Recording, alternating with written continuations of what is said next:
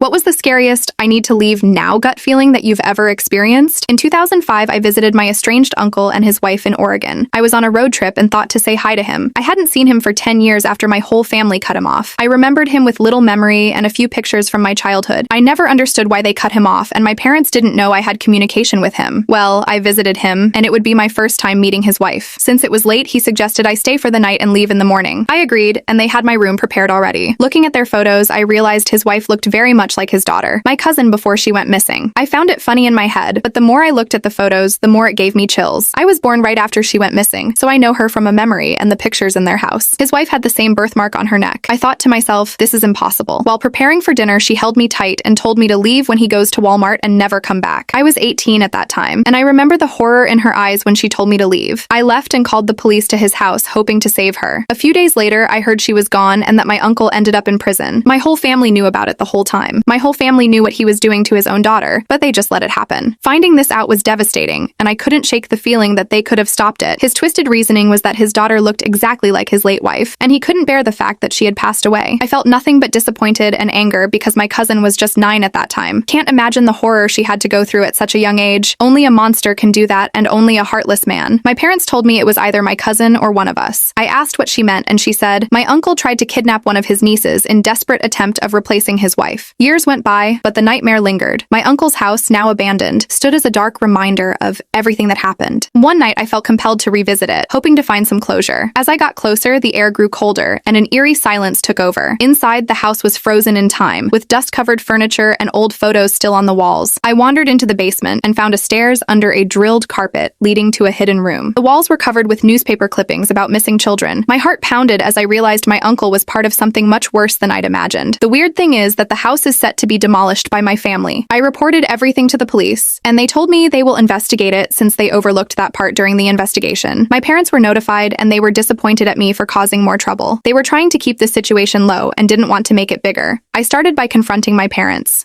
My mother broke down, admitting my uncle had always been like that. His grief turned dark after he lost his wife. And his daughter, my cousin, happened to look exactly like his past wife. When my cousin went missing, they suspected him but had no proof. They cut ties with him, trying to protect the rest of us. But they never imagined the horrors he would commit. They found out that he turned her into his wife. Determined to understand my uncle's full depravity, I started investigating his past. I dug up police reports, old newspaper articles, and talked to his former neighbors. The stories were chilling. He was a master manipulator, charming on the outside but hiding sinister intentions. He preyed on vulnerable people, twisting their trust into something dark. One encounter stood out. I tracked down a retired detective who had worked on my cousin's case. He shared disturbing insights, revealing my uncle was a prime suspect in several unsolved disappearances. The evidence was circumstantial, but the pattern was clear. Young girls, all with similar looks of his wife, vanished without a trace. The detective had long suspected my uncle but couldn't prove it. My investigation led me back to my uncle's house, still abandoned due to people fearing living in that house with a disgusting history. I returned with a friend for support. We searched the basement, looking for anything the police might have missed. They cleared out the room under the basement, but again, we found a hidden compartment with old videotapes. My heart sank as we played them. They documented my uncle's twisted doings and unspeakable horrors. Among them was my cousin, her fear and pain captured in excruciating detail. We gave the tapes to the police, who reopened the investigation. The new evidence was enough to convict my uncle of multiple murders, ensuring he'd never be free again, but the damage was done. The tapes haunted me, a stark reminder of the evil so close to home. He was once again put into a trial for life in prison. In the aftermath, my family fell apart. My parents abandoned me and they have left the country. The revelations forced us to confront our collective failure. My parents were consumed with guilt, and our once close-knit family became distant. The weight of our shared history was too much to bear. I threw myself into work, trying to escape the memories, but the darkness had left a mark on my soul. I struggled with nightmares and a deep sense of distrust, always looking over my shoulder, fearing my uncle's legacy would continue to haunt me. Years passed, and I slowly rebuilt my life. I sought therapy, trying to deal with the trauma. I found solace in helping others, volunteering at a shelter for abused